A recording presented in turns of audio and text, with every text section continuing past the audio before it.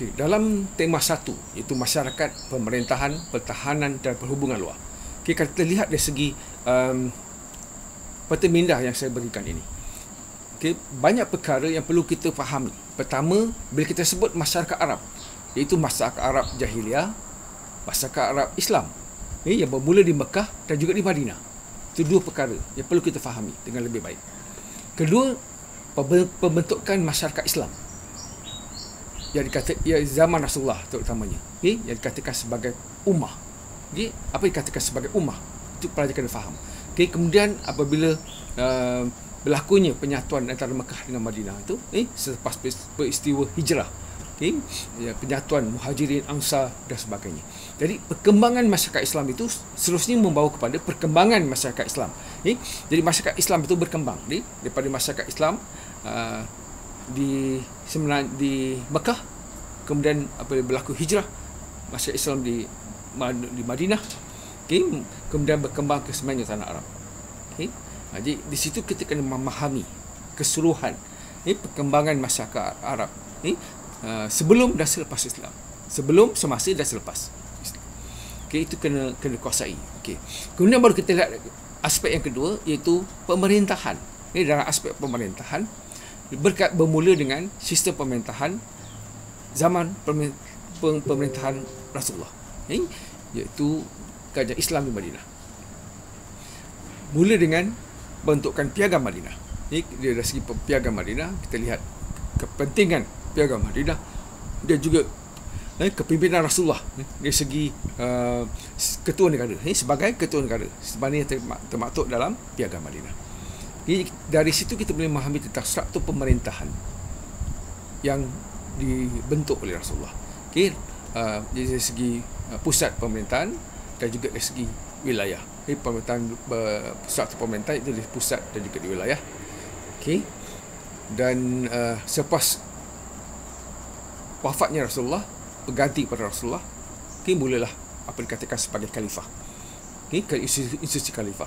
Jadi institusi khalifah itu pun sama, dia akan melihat juga dari segi kedudukan ataupun struktur pemerintahan zaman khalifah, iaitu di pusat dan juga di peringkat wilayah. Jadi pembentuk pemerintahan, dan juga kita akan lihat dari segi pemilihan khalifah, bagaimana khalifah itu dipilih, dan juga sumbangan khalifah daripada Abu Bakar As-Siddiq sehinggalah Khalifah Ali, Khalifah Ar-Rashidin yang dipanggil. Kita kena faham kat situ. Kita juga perlu lihat dari segi kepimpinan Rasulullah sebagai seorang negarawan. Dan juga ciri-ciri kepimpinan Rasulullah. Ciri-ciri kepimpinan Rasulullah. Dan juga kita kena fahami dari segi pertahanan. Satu lagi aspek yang ketiga dalam tema 1 ini adalah pertahanan. Itu apa yang dikatakan sebagai jihad, etika dan juga strategi dalam peperangan. Dan pelajar perlu kaitkan dengan perang Badar, perang Uhud dan juga perang Khandaq. 3 perang utama yang besar yang berlaku zaman Rasulullah. Kemudian baru kita lihat bahagian yang keempat, iaitu perhubungan luar. Dari segi perhubungan luar, iaitu hubungan diplomatik, hubungan naungan melalui pemberian ataupun pembayaran jizyah dan juga melalui perjanjian yang melibatkan kerajaan Abbasiyah dan juga Utsmaniyah. Dan satu lagi perkara penting adalah perhubungan luar yang berkaitan dengan hubungan diplomatik. Dimulai dengan zaman Rasulullah, zaman Khalifah Ar-Rashidin, 2 saja. Itu hubungan diplomatik. Bagi sebuah perjanjian, kita kaitkan perjanjian zaman Abbasiyah dan juga zaman kerajaan Utsmaniyah. Dan ini membawa kepada satu lagi perkara yang penting kita perlu lihat adalah dari segi kepimpinan juga berkaitan dengan selain daripada Rasulullah, Khalifah Ar-Rashidin, dan juga dua lagi tokoh yang mungkin boleh yang perlu pelajar kuasai adalah Salahuddin Al-Ayyubi dan juga Sultan Muhammad Al-Fatih.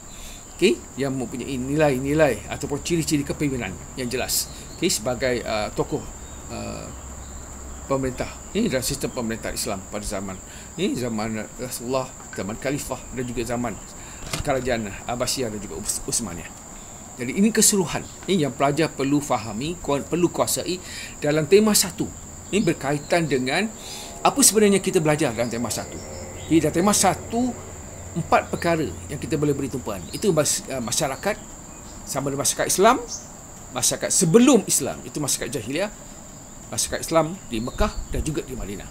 Dan perkembangan masyarakat, masyarakat baru yang wujud selepas itu. Ini termasuklah zaman, terutamanya selepas zaman Rasulullah, zaman Khalifah Ar-Rasyidin, zaman kerajaan Islam.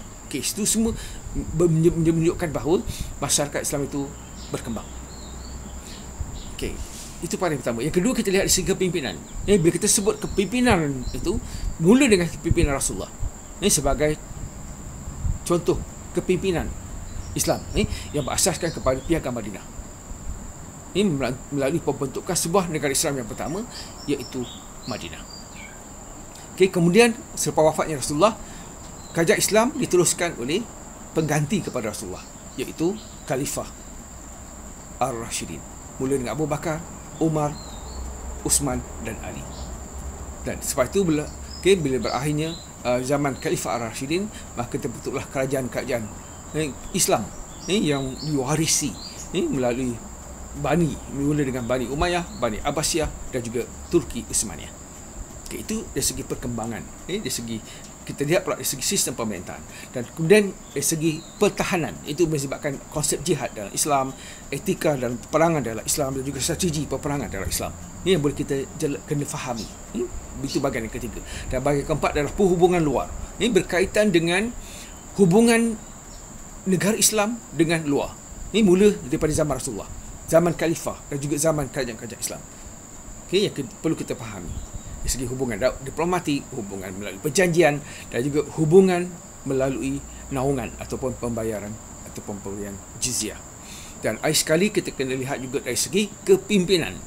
Kepimpinan tokoh-tokoh Islam dalam tema satu ini. Dah pasti yang pertama adalah Rasulullah, Nabi Muhammad SAW. Dari segi kepimpinan, ciri-ciri kepimpinan Rasulullah. Kedua adalah Khalifah Ar-Rasyidin. Ini ketokohan Khalifah Ar-Rasyidin bermula dengan Abu Bakar, Umar, Uthman dan juga Ali. Dan yang kelima, kita perlu lihat kepimpinan dua lagi tokoh kerajaan-kerajaan Islam selepas zaman Khalifah, itu Salahuddin Al-Ayyubi dan juga Sultan Muhammad Al-Fatih.